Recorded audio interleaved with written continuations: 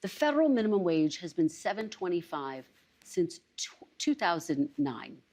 There are 20 states that still have the federal minimum wage at $7.25. And I actually have a map. 19 of these states actually voted for you, sir. Mm-hmm. And you can see it right here. I don't know if you remember this, but during the debate in 2020, I asked you if you would raise the minimum wage. You said you would consider it. And so my question for you is, now that you are going back to the White House, for these 19 states that voted for you, are you going to raise the federal minimum wage? It's a very low number. I will agree. It's a very low number. Let me give you the downside, though. Yeah. In California, they raised it up to a very high number.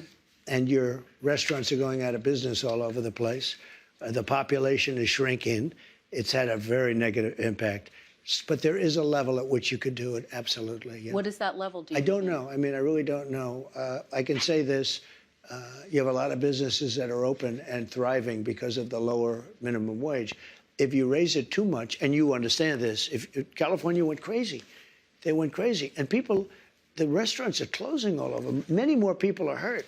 So I hear you saying, similarly to sort of what you said in 2020, will you consider? Is this something you're going to look at? I'd want to speak to the governors. And the other thing that's very complicated about minimum wages is places are so different.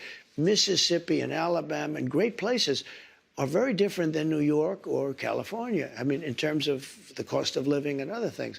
So it would be nice to have just a minimum wage for the whole country, but it wouldn't work because you have places where it's very inexpensive to live, where a minimum wage, which is $8 or $9, might be, might have very little effect because the cost of living in certain places is really low.